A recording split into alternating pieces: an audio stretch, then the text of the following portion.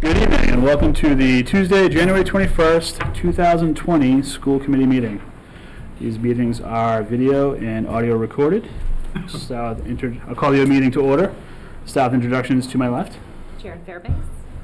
Good evening, Julie Glistici. Mike Moran. Good evening, Mark Branco, Assistant Superintendent. Hi, Mike Flanagan, Superintendent. Ryan McMahon. Anthony Tenerella. Paul Mitchell. Becky Stanton. Joe Messina, Business Administrator. KJ Moore, Student Representative. You all rise for the Pledge of Allegiance.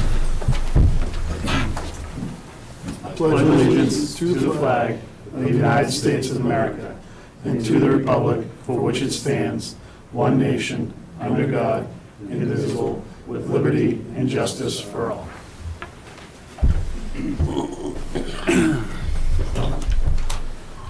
Okay. We'll seek a motion to approve the January 7th, 2020 school committee minutes. Make that motion. I will second it. Discussion? All those in favor? Aye. All those opposed? Carries 6-0-0. Correspondence? None at this time, Mr. Chair. Thank you. Visitors, comments, and questions? We have none. Share the success. KJ? All right, so to start off with TES. TES prepares for its February reading challenge hosted by the Reading Ambassadors. The challenge entails students at TES to read reading picture books. At the end of each week, students will share how many picture books they read, and they'll pick a favorite picture book. The challenge for the school is to read 400 picture books during the 3 weeks of February. Additionally, the 2020-21 preschool and kindergarten family open house will be held on Thursday, February 13th at TES from 5:30 to 6:30. Children are encouraged to attend. Details can be found on their website and social media regarding the event and registration for it. Also, TES will participate in the Great Kindness Challenge from January 27th to the 31st, which encourages everyone on the campus to perform as many kind acts as possible throughout the week. To the middle school, there will be a winter band concert on February 5th in THS Auditorium. That's for all band students. A week from today, TMS students will be able to watch the Extreme Dunk Show as a prize for selling cookie dough. This is a fundraiser that helped raise funds for their DC trip. Also, the PTO is hosting a roller skating party on January 30th for students. This is another fundraiser. TMS's Beauty and the Beast production will be shown up from Friday, January 31st to Sunday, February 2nd. 8th graders at the middle school will take their yearbook panoramic photo on Friday, January 7th as a fun way to capture all students in the grade in one photograph. The middle school robotics team has begun fundraising by selling hex bugs to raise money to be able to compete in their VEX robotics competition. And finally, the TMS STEM Club is looking for additional members to join. More information about the club can be found in their office. And as for THS, the THS Swim and Dive team hosted their senior night on Thursday, January 16th. The THS wrestling team competed and had many winners at the Dan Guignette Invitational in Pelham on Saturday, January 19th. THS Robotics Club officially announced their second annual dance to raise money for the club to be able to compete in competitions. They'll host a dance in March and it will be open to all Tyngsborough High School students. And finally, THS seniors and juniors were given a presentation on the Durkin Foundation to teach them about getting involved and actively making change in their community. Thank you. Subcommittee update, capital asset.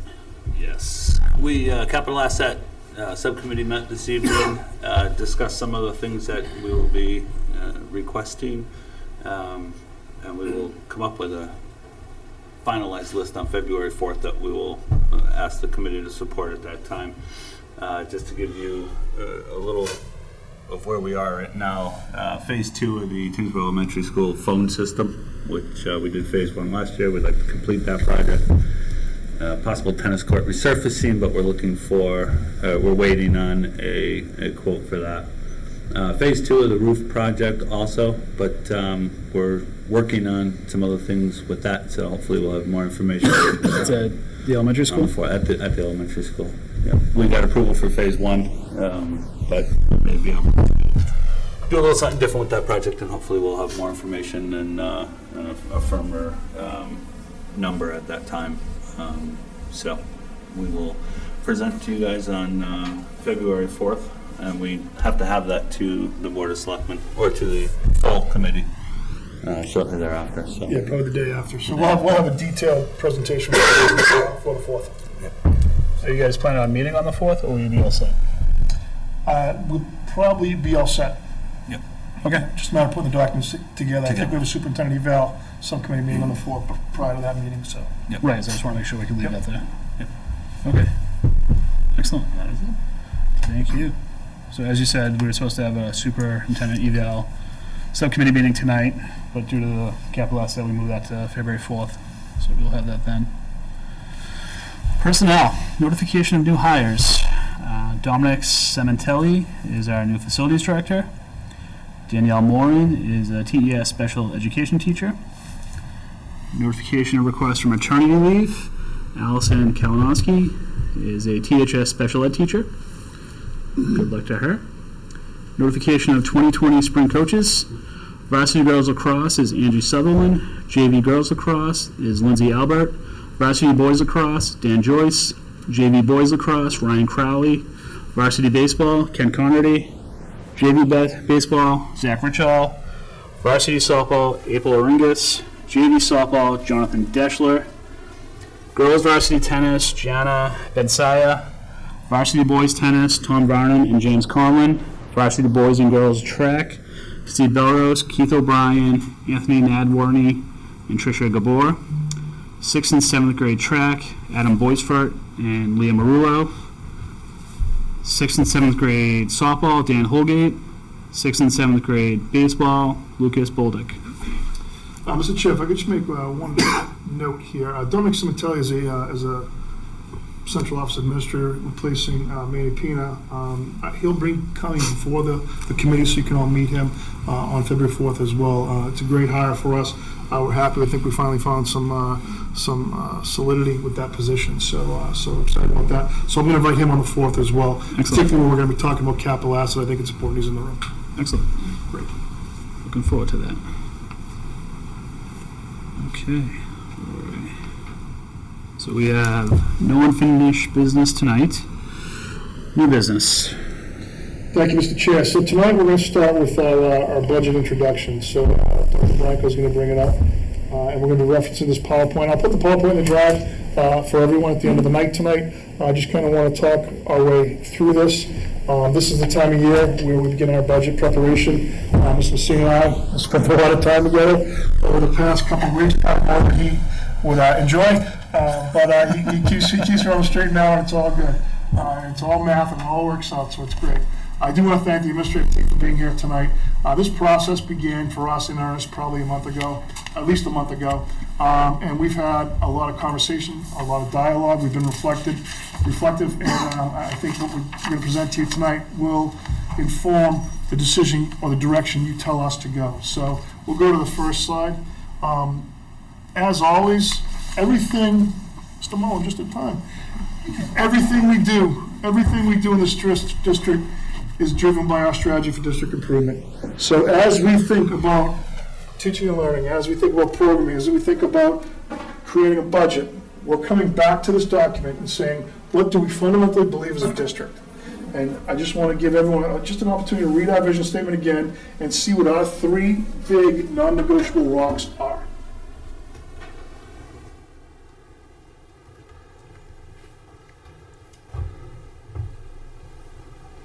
So that being said, we began our work, and we put a lot of time into, next slide, put a lot of time into, at a building level, determining what the teaching and learning needs are for our students. Meeting the needs of our students, that's our first and foremost priority. But before any of that could happen, there are other expenditures and revenues that we need to consider. So this is ancillary or separate from what the building principals are looking at internally in their school. So I'm going to Mr. Messina review this sheet for us. These are expected expense and revenue considerations as of today, January 21st, 2020, and then we'll get into the building requests and kind of come up with a plan and look for your input moving forward. So Mr. Messina, I'm going to turn to you right now. Okay. Thank you, Dr. Flanagan. If, there's a lot of numbers on these pages, and Dr. Flanagan's correct when he said he and I were spending a lot of time with it. His eyes glazed over. I think mine glazed over probably about 5 minutes after his did. So if I'm going too fast, if I'm going too slow, please let me know. But basically, the higher end, what we needed to look at to turn over your budget into this year. The biggest expense on your budget, of course, is salaries. Looking to turn over the current staff into next year, it's about a $486,000 increase to what was budgeted for salaries and wages last year. For utilities, again, looking at electricity, natural gas, sewer, septic, and telephones, looking where we were the last full year of actuals and bringing that forward, looks like we can save at least $20,000 off your utility lines. Out-of-district tuitions, again, another large piece of your budget. Budgeting out the current roster, that looks to be an increase of about $135,000 to next year. Town hall chargebacks, those are the benefit chargebacks for our tuition programs. At this point, it's primarily the preschool, both the morning program and the afternoon program. Based upon the personnel that we have in those positions, that chargeback number went down about $27,000. So we're recognizing the savings there. Specialized transportation, those are the vans, not the yellow buses. Based upon the current out-of-district rosters and looking at the need for both the vans and the monitors on the van, that's about an increase of $60,000. And we are entering the first option year of our contract for regular ed transportation. Again, D-Bus had placed a number on that option year. I did go back to D-Bus and ask them to see what they could do for us on that number. They reduced the price per bus from the contracted $379 per bus per day to $372.50. We have some operational ideas that we can save some money built into that number that we need to discuss with the other two schools that we transport in town, that being Innovation and Notre Dame. We have a meeting planned with them next week to get everybody in the room to see what we can do to recognize the savings that D-Bus is presenting to us in this increase. It could have been a much larger increase, but based upon what they've quoted us right now, we're at the $39,000. So for expenses, that's an increase of close to $674,000 onto your budget next year. If I may. Sure. The utility savings, is that tied to the solar panels here at the high school? Not yet. Okay. Not having a full year data there, I do anticipate a little bit of a savings there, a savings there, but I can't quantify it. So this time next year, we'll have a better idea as to what that looks like.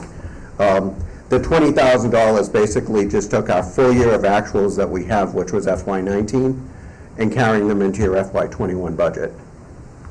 So we certainly hope we'll have more there, but not having a hard number, it's tough to give you an actual number as to what we may save there. So you're seeing a $20,000 savings this year as opposed to the budget? Is that what you're saying? So when I look at the utilities budget as a whole, we try to get a full 12 months of numbers with the current rates that we are paying. So FY19, looking at those actual numbers and bringing them into your FY21 budget, rather than using just your FY20 budget numbers. So FY19 in full was better than what we're budgeting for this year.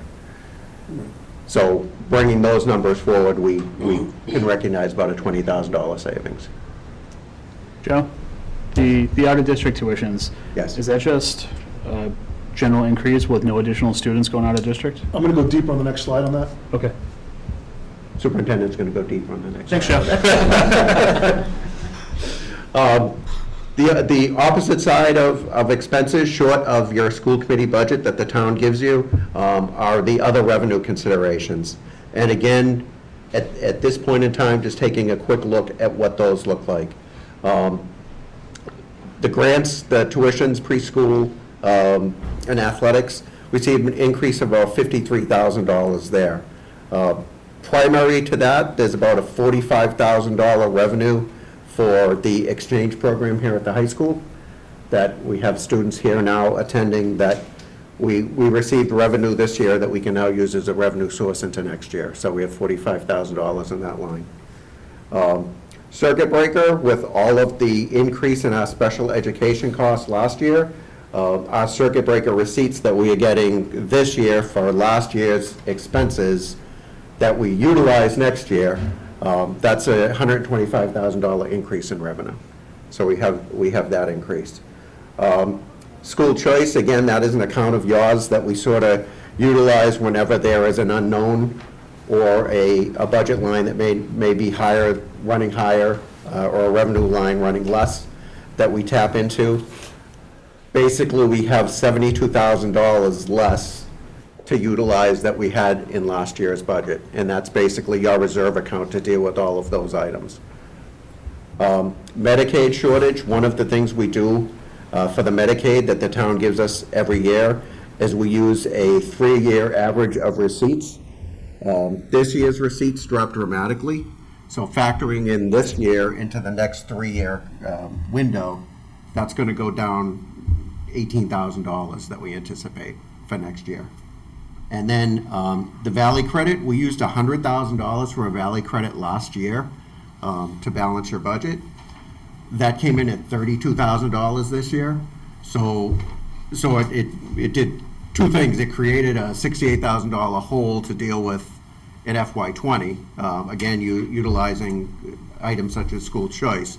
But in talking with the superintendent and some of what we're hearing about what Valley may give back to us, using anything more than the $32,000 that we got this year would probably put us in another tight spot in FY21. So after discussion with Mike, we decided best to use this $32,000 number, which represents what we got this year from Valley. And that's a reduction of the $68,000 off of their credit from last year. So all those revenue changes adding up, that saves us about, or gives us an additional $20,000 of revenue. Taking that off the $674,000 in expenses gets us down to a $653,000 increase without looking at what the buildings may be doing or anticipating for next year.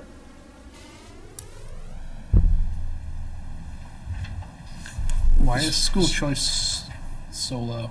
Why do we lose so much money? Excuse me. So, one of the reasons school choice went down, as I mentioned, the Valley credit. We anticipated in our budget, excuse me, $100,000 from them. We got 32. So we have to fill that $68,000 hole in some way. Okay. So that, our go-to sort of emergency fund is that school choice, because we're always trying to keep at least 1 year of receipts in that school choice account for when items like this come up. So looking at where we were this time last year, we had a figure for school choice that we anticipated we would have.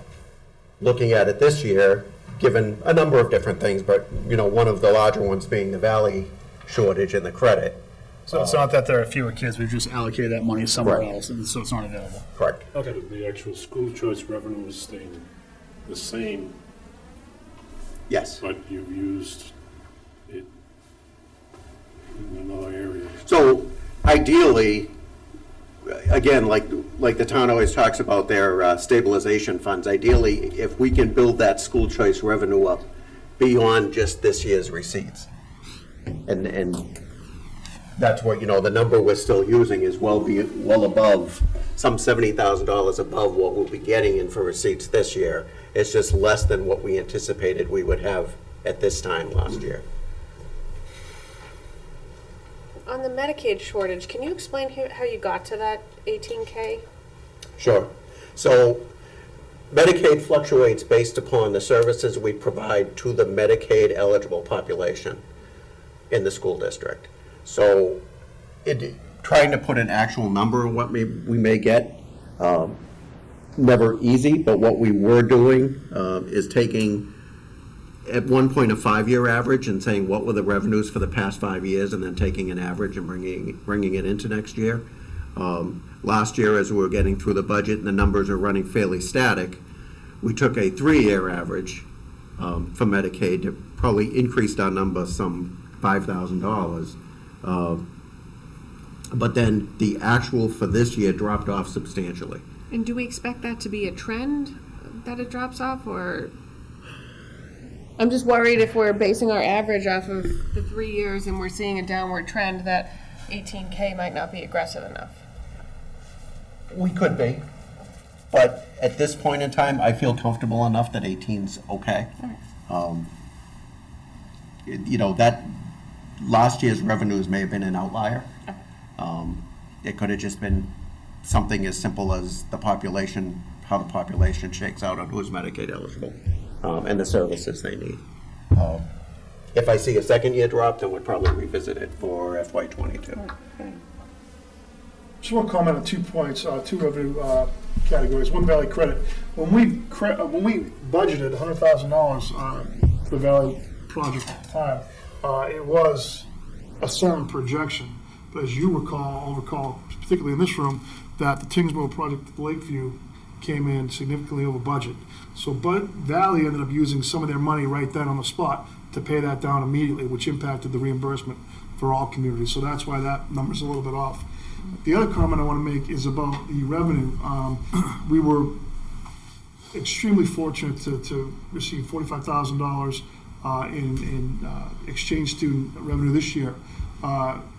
Jeff and Kate Tran have done a great job at the high school of promoting that program. It's been very successful, and I know that Kate was recently in contact with the program director, and they anticipate that we should be at that number at least for next year as well. So that's a sound revenue stream that is new to the district. So I'm excited about that, and hopefully that's even better next year than the $45,000. But I guess the bottom line, or the bottom point we're trying to make here is we're $653,000 to roll over before we talk about teaching and learning in the classroom. And then that's where the work comes in. But I did tell you how we'd go down deeper on one of the numbers. So I created this slide for you last year, as you recall, because we saw a significant increase in our out-of-district tuition costs at the elementary school. And I wanted to show you that last year truly was an anomaly because we seem to have settled. So if you look at now, we're projecting about 24 students out of district next year. For this year, our budget seems to have gone down for 365-day students moving forward.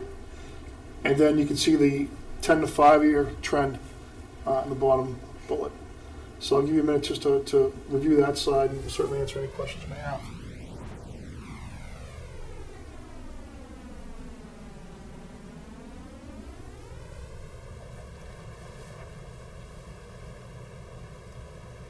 Are any of the out-of-district tuitions Medicaid reimbursable?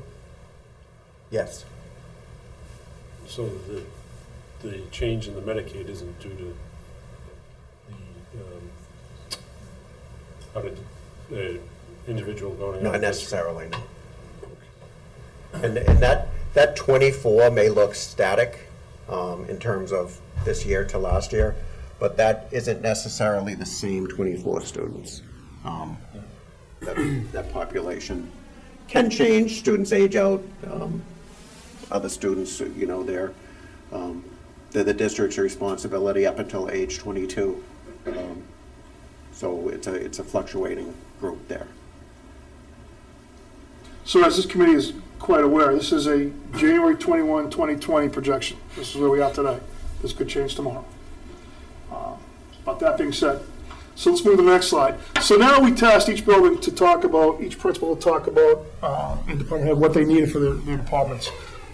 We spent several hours in here one day really going through all the requests.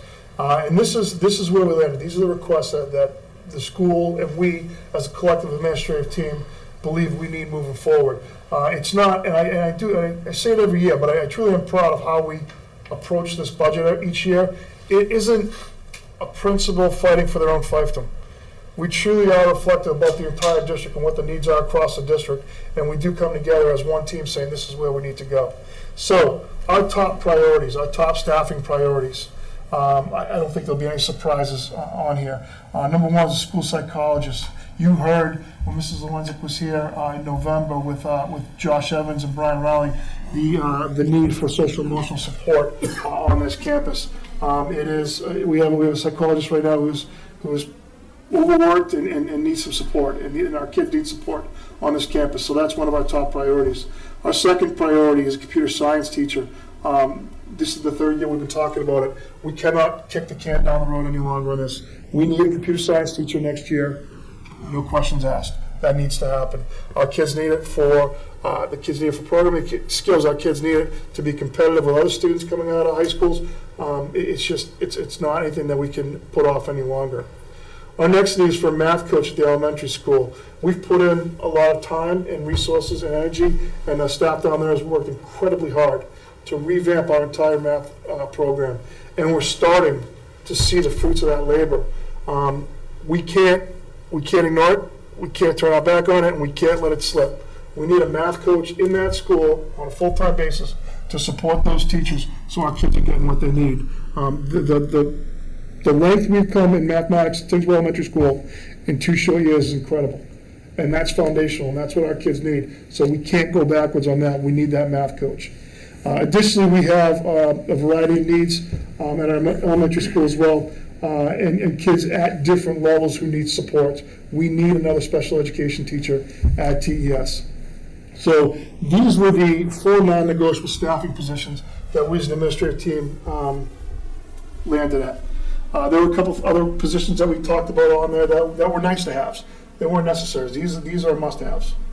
The other 2 financial considerations we talked about, if you recall last year when we were trying to reconcile the budget, we reduced the teaching and learning line item, we call it Mark's line item, by $25,000. And we made a commitment last year that we would do everything we can to at least begin to replenish that. So we're asking for $12,500 to go back into that line item. And the other thing, as you know, we've made a significant investment in technology and hardware in this district. And now we're at the point where some of our computers are aging out, some of the Chromebooks are aging out.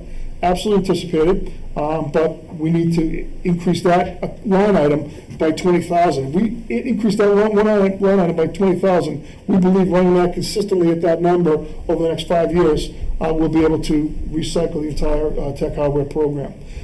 So those are the requests by the departments and the schools to a total of $268,675. Any questions about that? They're all here to answer any questions you may have about that. I have a question about the hardware replacement. Yes. With the BYOD initiative, do we have any ballpark of how much money we're saving by not having to replace? So if everybody's bringing their own device, there's going to be less wear and tear on what we have. Do we have any idea what that cost savings is? And that's why they're here tonight. Mr. Piper. Sure. So BYOD, we average a student Chromebook at about $225. That's the device and the Chrome license. So at the high school, about 300 or 500 students, something like that. You can do the math there for savings by not providing devices at the high school, except for students who, for any reason, cannot bring a device. Then we still have the 60 or so roaming around the school in carts. Excellent. Thank you. All right. Any other questions about this slide? Thanks, Derek. So moving forward, come back to our other slide. We know that expenses were up $674,000, less the revenue considerations of $25,450, plus our new school request of $268,000, puts us at a total ask of $921,999.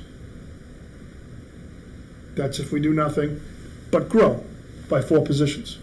Now, we also know, and we heard loud and clearly at the tri-board meeting in January, that they're looking for a level service, level employee budget moving forward. So that being said, we'll go to the next slide. Just a little history here. School allocation over the past 3 years, you can see what the trend has been, where we are. About 2.5%.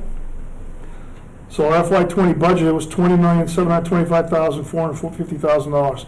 So if we were to move forward with a budget of 2%, it's a $414,000 increase. And I just put it at 0.25% increments for you to get a sense of where we are.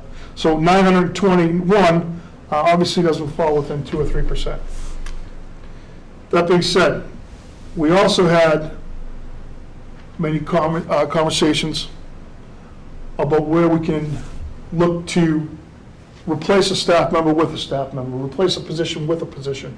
If we're looking at level service across the district, it's unrealistic for us to think we're going to be able to grow by 4 staff members, and that's not going to happen across town. So we need to say, if we're going to grow by 4, we're going to look at where we can trim 4 positions. So we've had a lot of conversation about it, and we're looking.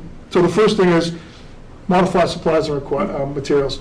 The 32.5, the 12.5 that we talked about for the teaching and learning, and the $20,000 for the technology, instead of just putting down the bottom line dollar, we asked the building principals to look at your interior or internal supply material line items, and can you take any money from those line items?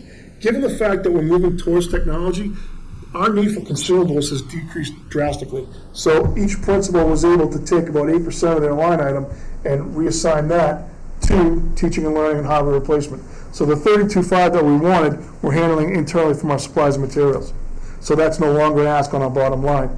We also had a lot of conversation about where we could look to reduce 4 FTE positions within the district. We believe we can get to almost $225,000 in reductions in the district if we look at enrollment projections, class size, transitions, the census, district-wide positions. We're looking at every aspect of the 247 or so employees of the district and say, if we want to bring these 4 in, what 4 does that replace? Naturally, we look at retirements and attrition first. And that's always been the case here at Tyngsborough. We will continue to do that. But at some point, we may have to make some decisions based on staffing patterns, because we're going to go back to that first slide. It's not how long you've been in the district. It's about doing what's right in the district and doing what's best for our kids, and going back to that strategy for district improvement, where we are going to make important and difficult decisions based on the needs of our kids. So that being said, we believe that we can find almost $225,000 worth of positions to offset our requests. So we're at a $257,000 potential adjustment to our bottom line. Go ahead to the next slide, Mark. And if we do that, the number we land at right now is about a $664,000 ask. $664,600. So that's taking into account expenses, revenues, school requests, and then some preliminary adjustments. We're at 664. What's the percentage on that? And 3% was 6.6. 621 was 3%. 3% was 621. So it's probably 3.3%. Do the math. So, school committee considerations, and this is where we seek your guidance every year. 2% was what we also heard at the January meeting. That's a $400,000 increase. That would mean that we'd have to find $264,000 more in the budget. If we came forward with an initial budget that included the new positions but no offsets, you're looking at $921,000.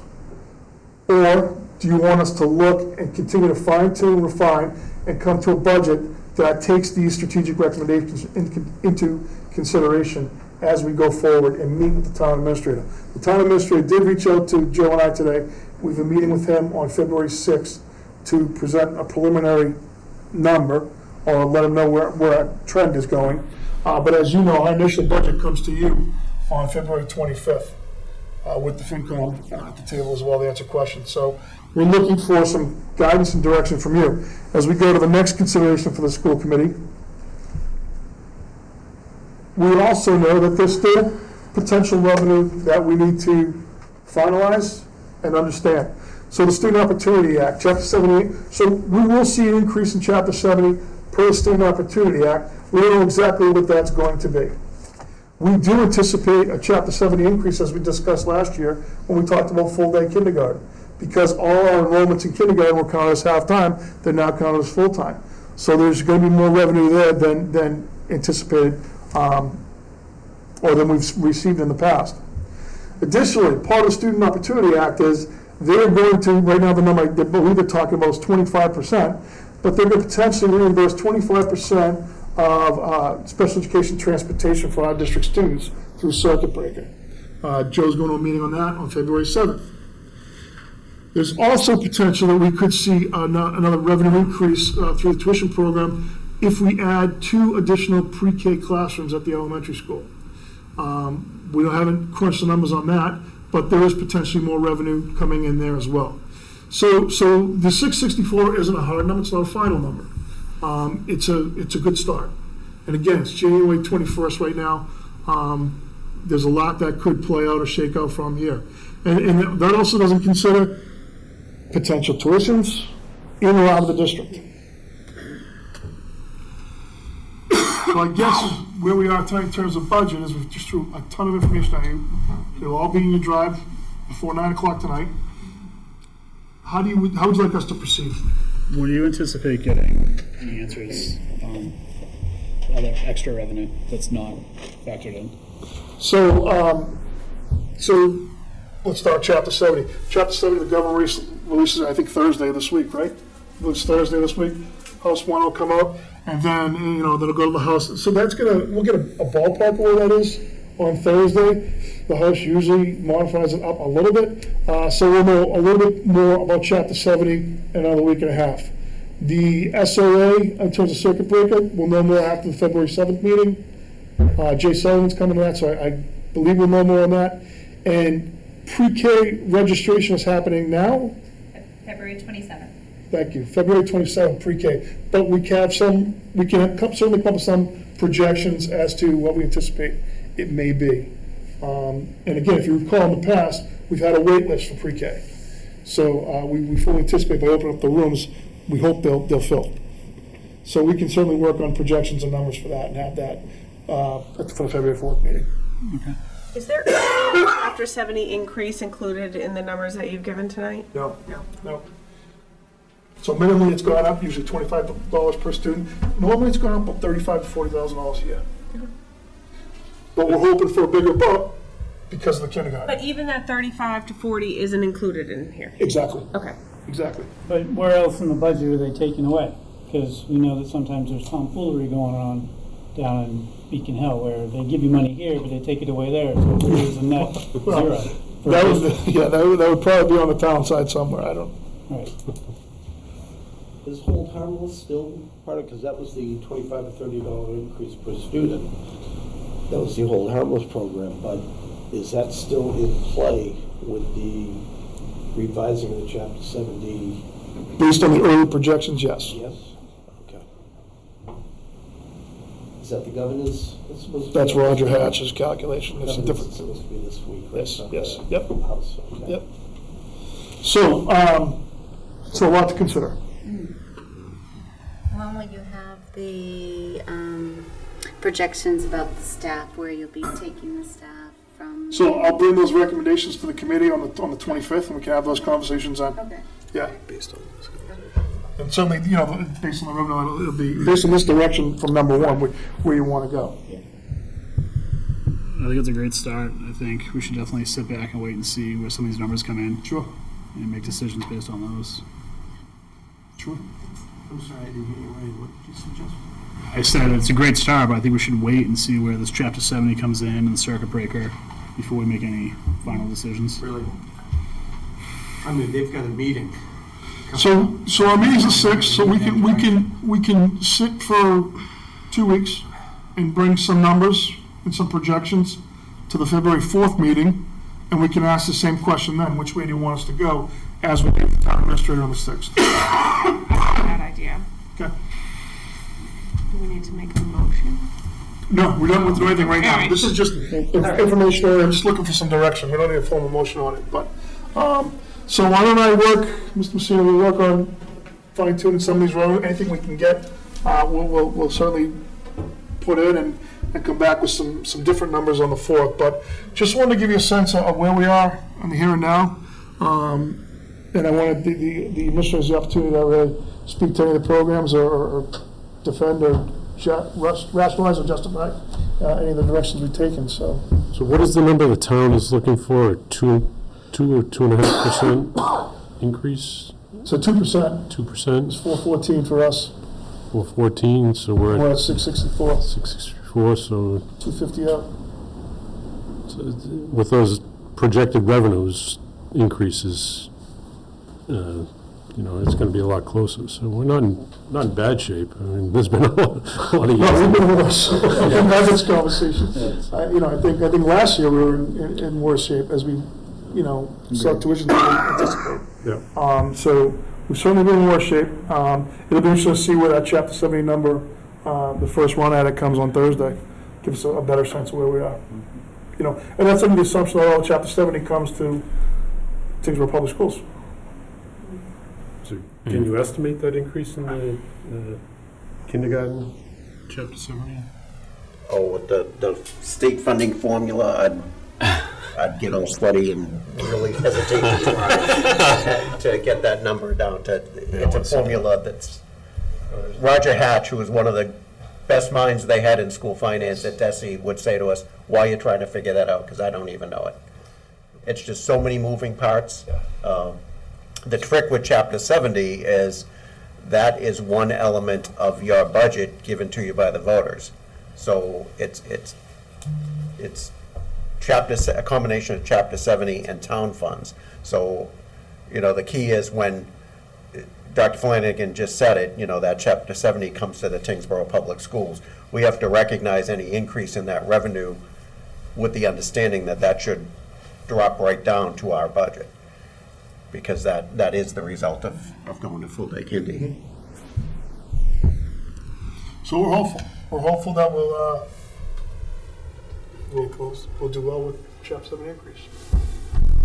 If I could just add, the last few years we've gone to the Board of Selectmen and the FICON group with a solid budget, with real numbers.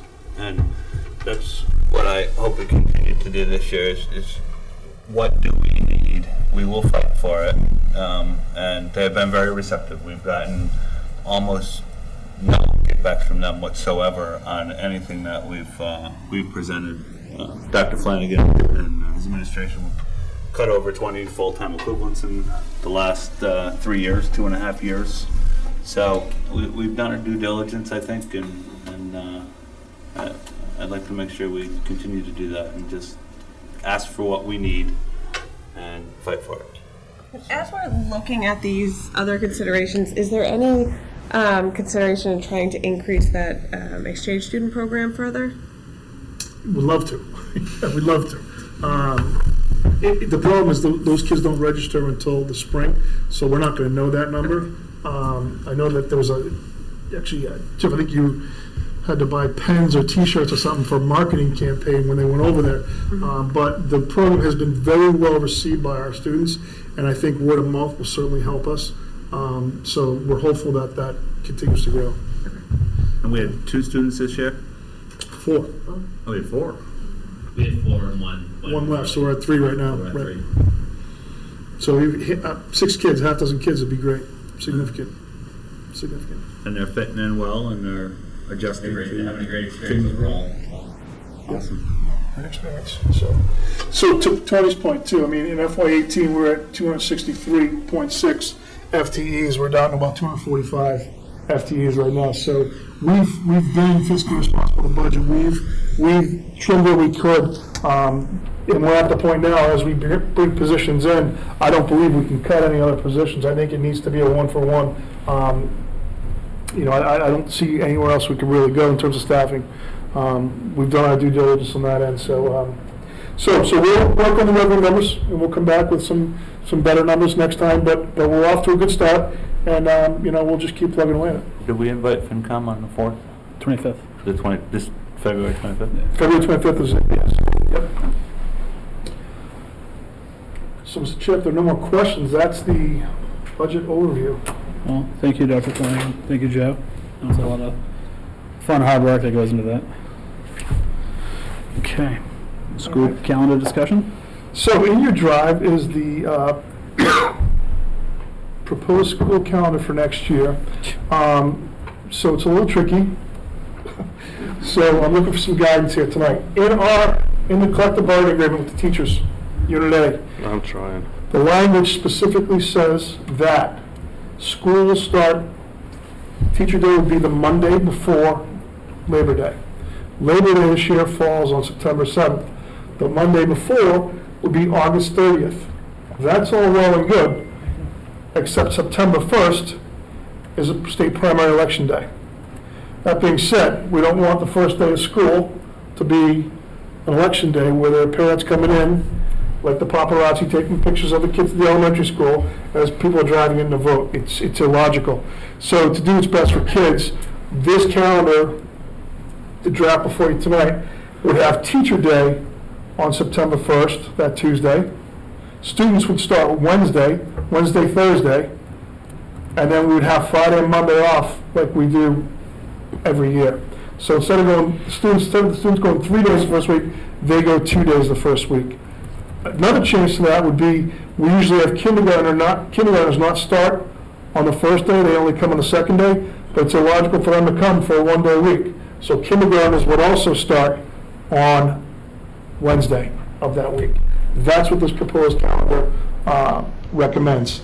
I did allude to the fact that there's contract language with the Unit A that says we start the Monday before. So I'm hoping that the committee is supportive of this proposed calendar and that you would task me with working with union leadership to see if we can come up with some kind of MOU to accept this calendar on a one-time basis, given it's a state primary in the first. I think it's a reasonable solution.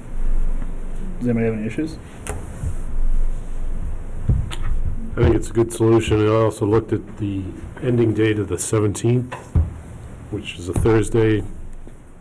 You know, it sort of doesn't get them coming into school on a Monday, Tuesday, or Wednesday. Just, you know, so I think that would be more advantageous all around to push that starting day up a day. So, great. Everyone's good with that? You want me to make a motion? So I'll need to check with the union and bring this back for final vote to the committee on the 4th? Yeah. Yes, please. Okay. Thank you. Excellent. Thank you for that direction. Okay. Finance, Mr. Messina. Thank you, Mr. Chair. For signing of bills, there were 11 bill warrants presented to the committee tonight. They're all back and approved. In your drive are the list of warrant numbers, accounts, and amounts. No signing of payroll to review today. We'll do that at the next meeting. The December 2019 financial package is in your drive. That's the school committee budget, the student account listing, as well as the current balance of the revolving account. And I will leave the January 2020 enrollments to the chair. Thank you. TES, we have 801 students. TMS, 387. THS, 453.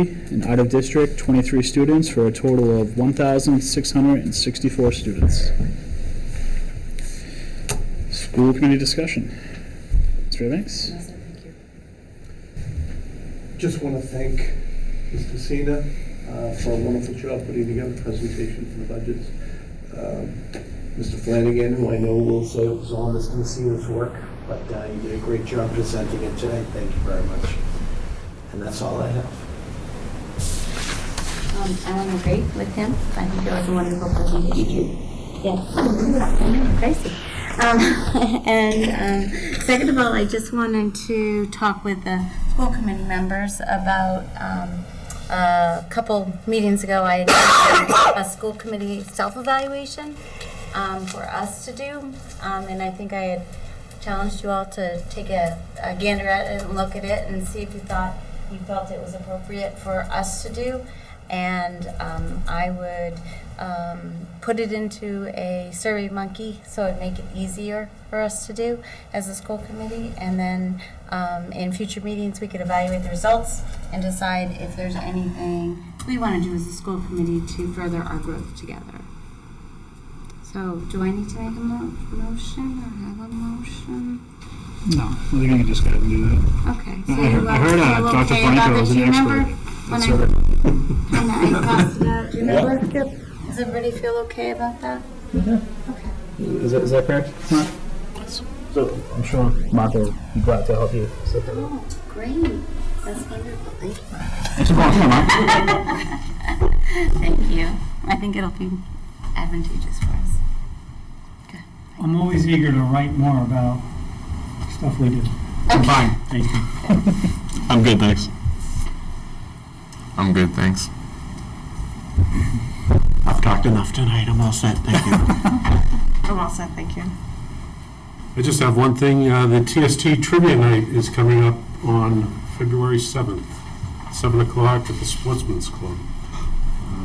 It's always a fun night. The Scholarship Trust provides scholarships for our seniors to go out in the world, and this trivia night helps support that. So anybody who's available, please come. Excellent. I think I'm all set. Just thanks to Joe for all his hard work. We appreciate it. Excellent. So a week ago Friday, Dr. Flanagan spent some time with me. We walked around and visited all the schools. Great experience. It's always fun to actually get out there and see the students and the teachers and what they're actually working on. So I asked each principal, what's your biggest need this year for the budget?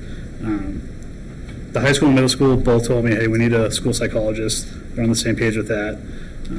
There's a definite need there, so I'm glad to see that in there. We sat with Carrie, and there's a definite need for a math coach over at the elementary school. I brought the wrong notebook tonight. I think we have Dr. Hillary Kreisberg. So she's doing an amazing job with the math curriculum over at the elementary school. The feedback's been absolutely amazing with the work she's done. So this math coach would help continue that work as she transitions out. I think at some point we should probably do a presentation on just how amazing she's been for the district. I think it'd be good for people to see. But if you have an opportunity to get into the schools, I think they're glad to see us come visit. I wasted a little bit of their time, but hopefully not too much. But it's definitely enjoyable, and it's good to see what we're actually working on and working for. Yeah, the invitation stands. At any point, happy to take any member through it. We'll go see any classrooms. It's really important. I think it's great that you came out. I appreciate that, because I think the teachers understand, and the kids seeing you come out, it shows that you care, and we are all working very hard for the same thing. And you guys get paid handsomely to do this, so. Yeah, we do. Yeah, we do.